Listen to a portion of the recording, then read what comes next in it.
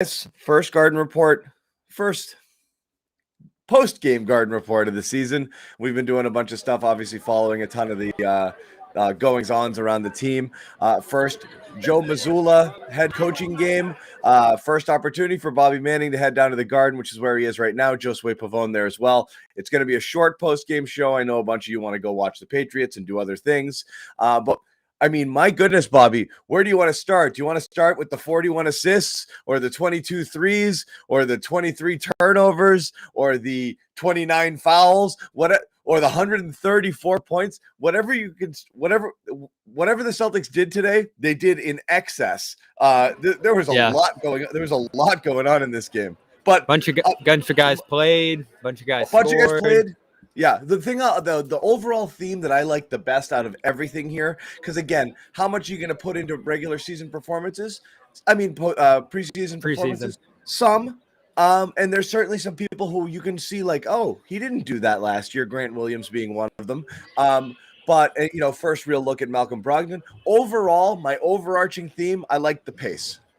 Mm-hmm. Yeah, and this just goes to show, for everyone who has questions about Joe Mazzulla's coaching acumen and is he ready for this from an X's and O's standpoint, they're out there doing good stuff offensively, scoring 134 points the first time he steps into that coaching seat. So this is about the talent of this team, and man, do they have a lot. I mean, we've nitpicked their center depth and the wing depth and all of that. This is about as flexible of a Celtics team as we've ever seen, and it was on display here. The amount of ball handlers, creators. You had Horford creating out of the post early. You had Brogdon with the second unit, throwing passes everywhere. A little bit of Pritchard, a little bit of Hauser and Grant in between. I mean, everybody was dishing assists in this one, including the guards who started the game. So I think there's a lot more positive out of this one than negative. Are nitpicks that you can go at, whether it's the turnovers, whether it's the size of that starting lineup and how they transition to that. They definitely got hit on the boards early pretty badly. But offensively, they just took out the flamethrower starting in that second quarter and just let it rip for the entirety of that game. And the Hornets really couldn't keep up talent-wise. So this is what we're dealing with, John. The head coach is gone. A few key injuries. But this team is still talent-wise head and shoulders over much of the league. They're going to have a few key contenders in the East, obviously. There's still a few powerhouse teams in the West. But this team, talent-wise, core-wise, is still right up there with the contenders, as you saw here today. Yeah, I mean, look, I'm not ready to say it after one game, but on paper, everyone loved. On paper, you loved what they did. You loved Brogdon. You loved Gallinari. It's not here. You loved Rob Williams. He's not here. So you really have to see it because you need multiple things in order for them to kind of actualize their potential and be as good as some people think they'll be. You need a bunch of things. You want Tatum and Brown to continue to make strides towards their best version of themselves, wherever that's going to be. Their prime is coming in a year or two. You want to see them come as close to it as possible. So you want to see continued improvement overall in their games. Jaylen Brown looked like he was in midseason form.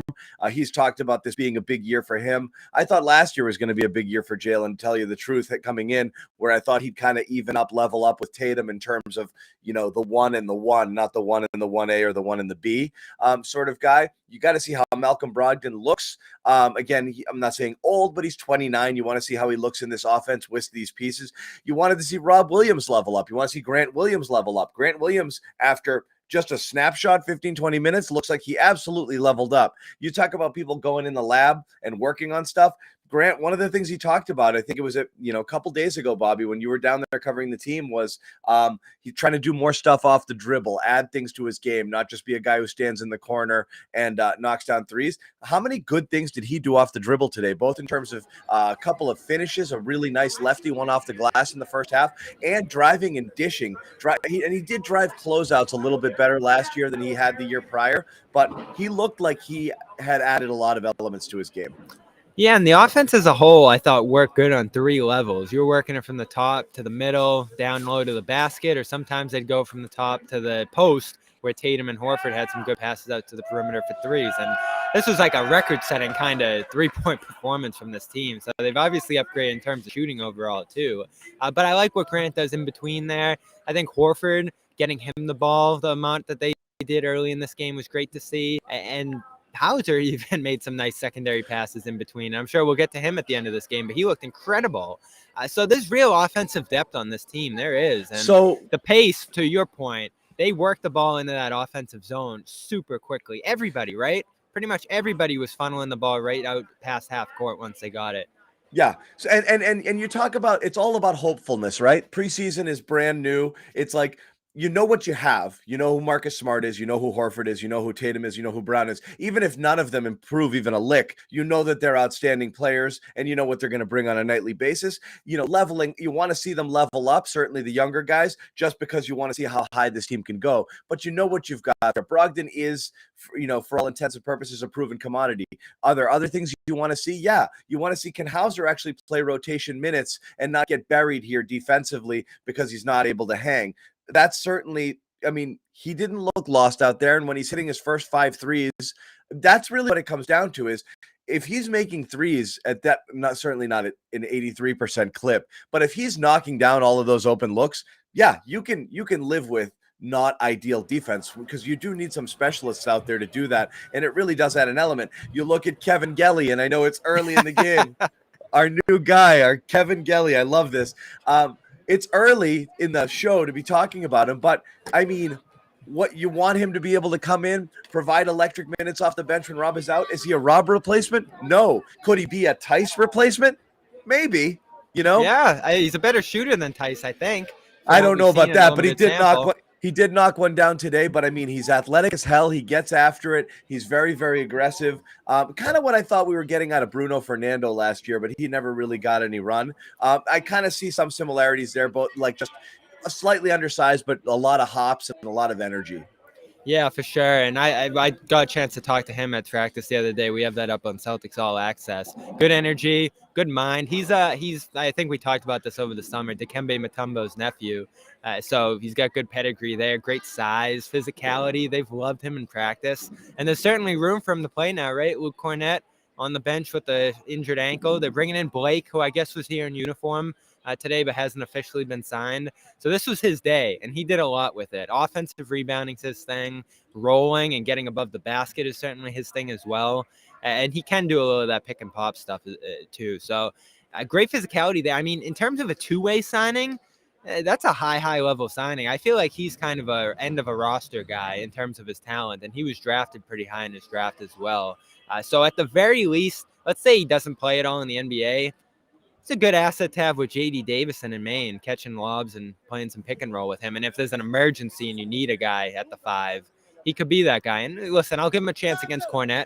We'll see what happens there. I'm high on Cornett, but you get injured early, a guy can pass you by. And I did get a chance to talk to Luke in the locker room before the game, and he says this is looking a little more short-term than it seemed. You know, the swelling's gone down. I know it was 1 to 2 weeks that they were talking about, so it looks like he'll be back sooner rather than later. Yeah, and so look, and exactly that is, look, you're talking about, you know, you're going to play matchups, you know, with the bigs. There's going to be certain guys you're going to need a little bit more height. There's going to be teams you play against where you can get by with one big or some Grant minutes or even some Tatum minutes, you know, as a center in a small ball lineup, and you can get away with that. And that's just what they're going to have to do. They're going to have to piecemeal it together without a real rotation of bigs and just fit the pieces wherever they fit. So again, early sign from what you saw from the guys here. Yeah, sure. I like it, but they got murdered on the defensive glass. That's going to be an issue without Rob there. So let's start there. That's going to be a real issue. And the reason I didn't want to make a big deal out of going small, a lot of us wanted to go single big 3-guard or 3-wing lineup last year and most of the year before, until double big just started murdering people, and then everyone had to just shrug their shoulders and say, okay, well, that's their identity. But it's double big only because Rob exists. Otherwise, double big doesn't really work for this team. So this team might have to lean into a different identity. You start Derek White tonight, and the reason I didn't make a big deal about it, Bobby, is last year they started Bruno Fernando at the 4 in the first preseason game, and we were like, is this something? No, it was Herman Gomez. Oh, they started Herman Gomez. Sorry. They started Herman, and everyone's like, is this something they might do? And of course it wasn't. So, but whether it's D. White or Brogdon or something like that, or Grant, it's possible that you're going to get a smaller-ish lineup to start here. Yeah. But they really got slaughtered against a team that is not physically imposing up front. Yeah, and it was an interesting look. And we asked Joe before the game about starters. He's not a coach who's going to tell you the starting lineup, so we're going to have to roll with that throughout the year. But he said not to read into whoever he was starting, much like Ime did in that first game last year when they went with Herman. So this was just a look. They went with different looks throughout the game, right? Vonleh started the second half next to Horford. You had a stretch there, I think, just before halftime where Smart was playing center against Plumlee there. He got to play pretty much every position in this game. So there was definitely some experimenting and mixing and matching with lineups that they did there. As far as the small lineup goes, you definitely see that this team that didn't have Brown and Tatum playing the 4 much last year, that, as you said, went double big pretty much the whole season, there's going to be some getting used to in terms of boxing out, in terms of playing up positions against bigger guys. The boxing out was terrible early. You just had guys walking to the rim for putbacks and stuff like that. And listen, I think we talk a lot, John, about is rebounding that important. You kind of see in a game it is when you get killed. Diminished. It is when you get killed. But if you're shooting lights out, you counteract it pretty quickly. So that's what they ended up doing here, and it didn't hurt them that much. And then it's steadied out by halftime, right? They were pretty much even rebounding the rest of the way. So we always make a big deal out of that because it looks bad when it's bad, but they ended up figuring out by the end because they have some big wings. Brown and Tatum have played that 4 spot earlier in their career. It just goes back to what we talk about in terms of the load on these guys, the wear and tear throughout the season. Horford having to take on a bigger role inside. They're thin there. They are. If Kabengele can't step in, if Luke's not a starting level guy like they seem to want him to be early right now, it's going to be a lot of Horford, a lot of Tatum and Brown at the 4, a lot of Grant defending 5s in certain matchups. Like, it's kind of by committee there at that 5 spot right now. Yeah, no doubt about it. And that's what it's going to have to be. We definitely want to talk about a few more things. What's going to happen? Bobby's going to disappear. Josue is going to pop on for a little bit while they get into the locker room and talk to some people about some post game. We do want to tell you quickly about our terrific sponsor, Athletic Greens. I assume everybody woke up today and downed a scoop of it in a cup of water. You throw it back because that's what you do to start your day. It's our terrific partner, Athletic Greens. We use it every day. We started taking it because they gave it to us and we tried it and it makes us feel better and we love it. Why do I consume it? Exactly that. It's one-stop shopping, 75 high-quality vitamins, minerals, whole food sourced ingredients, probiotics, helps you start your day right, helps gut health, nervous system, immune system, energy, recovery focus, aging, all the things that you're probably spending, you don't even know it, $7, $8, $10, $12 a day through multiple different things, trying to piece it together. Again, $3 a day here, 1 scoop in a cup of water. Support all of that stuff. It's diet friendly, regardless of what diet you're on, virtually no sugar, zillions of 5-star reviews, pro athletes, health experts, celebrities endorse it. So again, it's time to reclaim your health, arm your immune system, convenient daily nutrition, 1 scoop and a cup of water every day, and that's it. No need for a million different pills or supplements to look out for your health. To make it easy, we have a couple of things we're going to give you here. Go to athleticgreens.com/garden, and you get 1-year supply of vitamin D and 5 free travel packs. Once again, athleticgreens.com/garden. You get all of that stuff that we told you, and a phenomenal t-shirt. And we just started sending these out, people, and they're on their way out. The first batch, I think we've got a dozen or so of you who have jumped in and tried Athletic Green. We'd love to hear from you guys too and tell us what you think about it so far. But again, jump on and grab some. You get a free t-shirt as the season begins here. Bobby, what else stuck out to you here in this game? How good Brogdon looks right away. That was my biggest takeaway by far, because we're all waiting to see what he looks like, right, with these guys and what his role is. And it looks like he's going to be that second unit point guard with the ball in his hands, running some pick and roll, hitting guys on the perimeter. His passing was sensational. He had a few turnovers to start, a few sloppy plays from guys catching the ball. It probably cost him double-digit assists in this game. But he flew right up to 5 in that second quarter, ends with 9.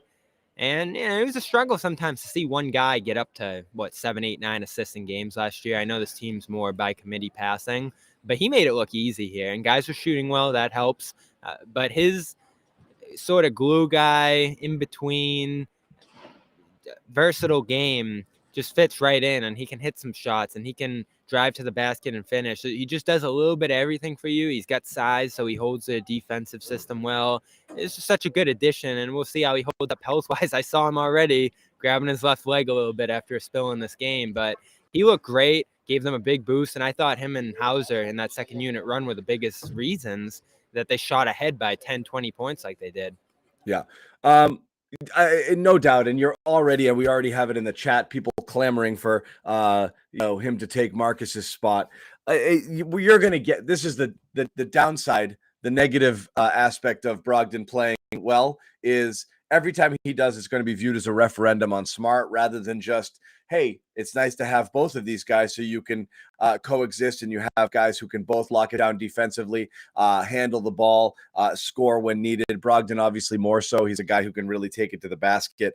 So that's really nice. But the distribution, you're right, Bobby. I mean, we would freak out if somebody got to 6, 7, 8 assists last year because it just was a rarity. And as you said, it's more of a passing.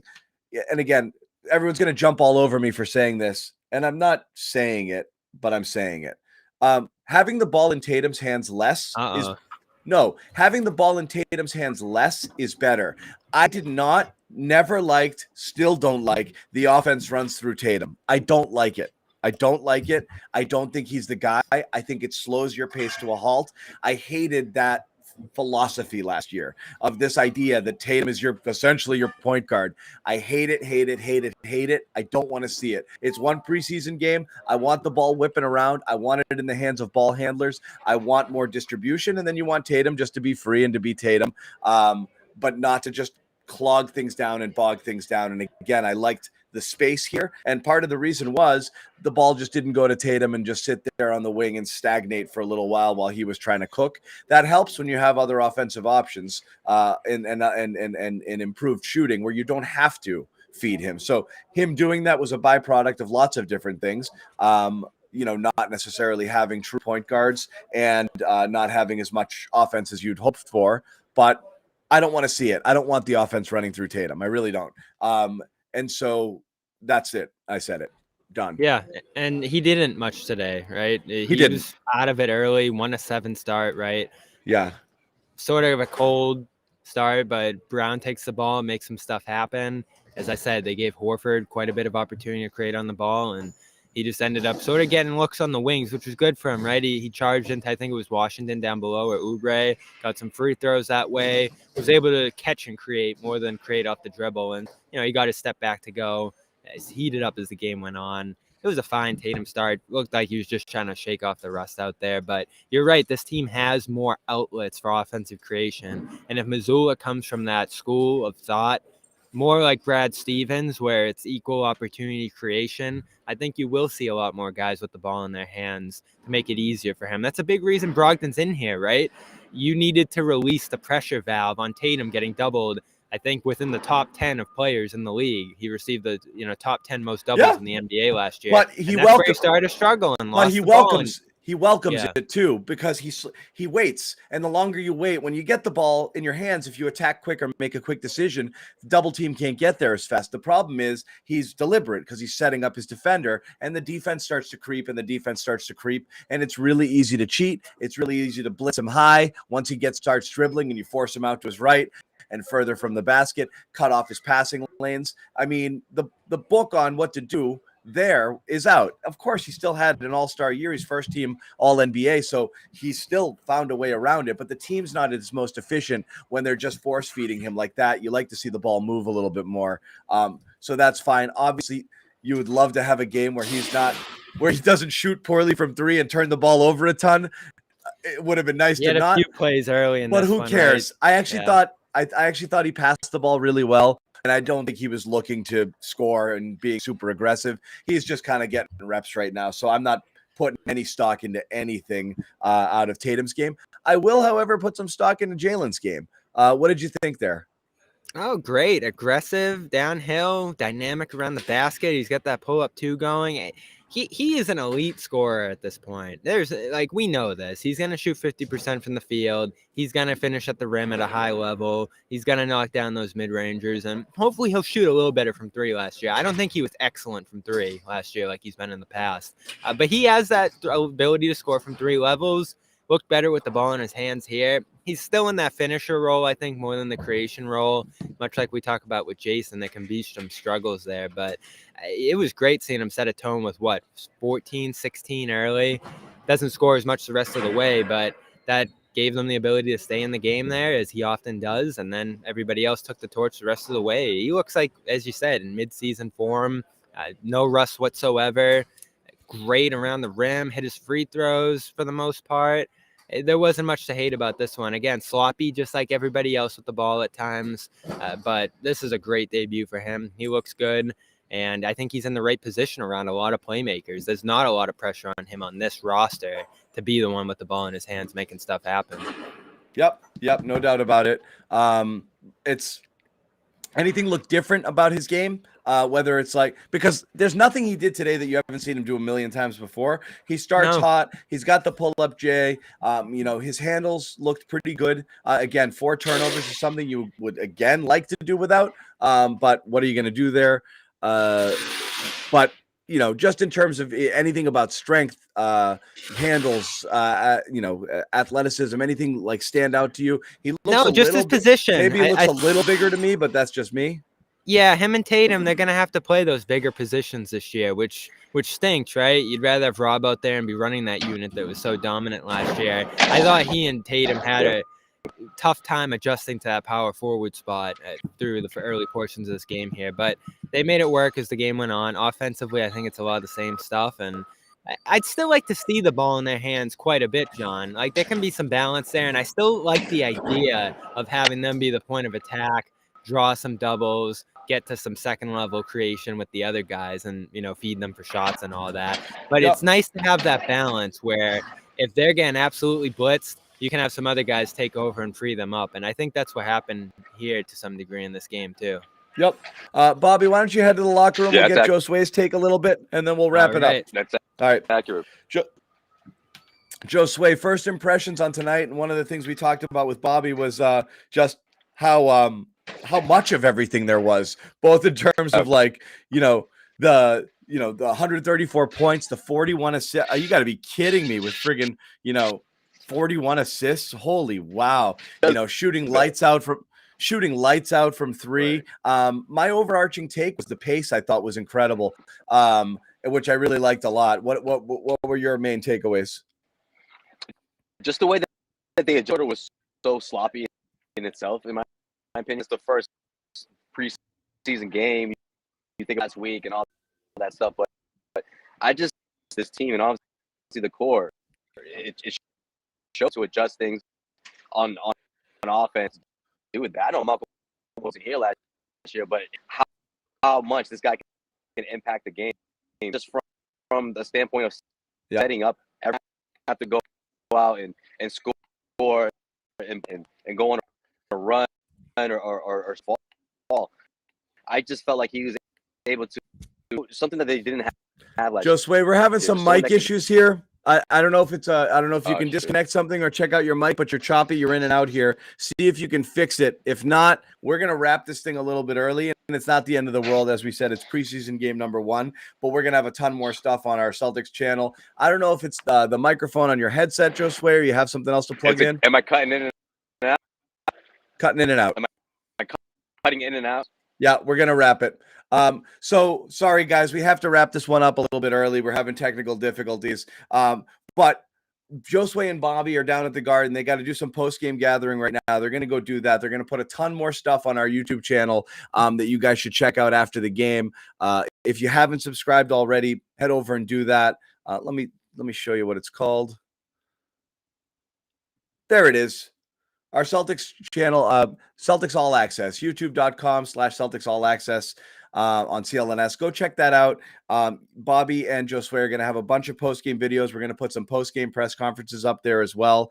And a little bit more to recap the game. It is a bit of a shorty, so I apologize for length. Both Sherrod and Jimmy will be back on Wednesday night. We will have a full post-game show. We'll probably go a full hour that night. So it's a little taste of the Garden Report, a little garden salad for you to try out for preseason game number 1. Again, a ton of good stuff coming out of this. Once again, Celtics, where's the final score? 134-93. Again, preseason game. Again, the Hornets fought a ton to like in Joe Mazzulla's head coaching debut. We didn't even really get into a couple things we wanted to talk about. Another story, some more details on Ime Udoka. Doesn't actually provide any sort of clarity. The Blake Griffin signing, what do you guys think of it? I'm a bit all over the place. I thought, what are we doing here? But at the end of the day, what's the worst that could happen, honestly? A veteran presence in the room and someone to play 5, 10, 12 minutes a game. Fine. Rotational big, have him play some small ball 5. I think there's some things you can get away with. A big body in there. He can defend a little bit. I don't think it's the end of the world. I might have made fun of him a little bit on Twitter. I feel bad about that. But we'll talk more about that, and hopefully we'll see him on Wednesday, so we'll be able to react to Blake Griffin's Celtics debut. But until then, as we said, subscribe to our channel. Make sure you check that out. And also for those of you who still watch the Patriots, and I know that number is dwindling as time goes on, Pats are going to kick off soon, and we're going to have a post-game show over on our Patriots YouTube channel. And if you have not subscribed to that already, and if you don't watch, you should check that out. That's going to be coming up around 7:30, 7:45 after the Patriots wrap up that game. Once again, the Celtics beat the Hornets 134-93. We miss you guys. We love hanging out with you guys. If you can, and if you're interested in it, even if you don't buy it, support our sponsors, athleticgreens.com/garden. Check it out. Read up a little bit on it. If you're curious, it's worth it. Good deal here if you use this promo code at the athleticgreens.com/garden. And also our other sponsor, Calm. We didn't get a chance to talk about at length, but everybody here knows Calm. They've been with us for over a year. Again, this deal is still good with the Garden Report, 40% off. It's the only place you can get it if you go to calm.com/garden, America's #1 health and wellness app. Again, all of our sponsors here are designed to do things to make you feel better. If you sign up for either of these things, as I've said before, sign up for either. We'll give you a free Phenomenal t-shirt. There it is. We'll send it to you. All you have to do is send me, DM me, John_Zannis, Zannis, your receipt, and I will send you a t-shirt with love, actually, with nothing else, just the t-shirt. But send me the screenshot, your full name, your mailing address, your shirt size, and we'll send it right out to you right away. They are printed out, and the first batch already went out. So again, thanks for watching. 134-93. A lot to be excited about from the Celtics debut, but most of all, just having basketball back in our lives is good. I already kind of feel it. There's a little bit of juice. There's a little bit of excitement in the air. And if you're a Boston sports fan, not just a Celtics fan, Celtics are the team you're going to ride or die with here at this point. No question about it. So good to have them back in action. We are going to wrap it up. We will see you guys on Wednesday night. Take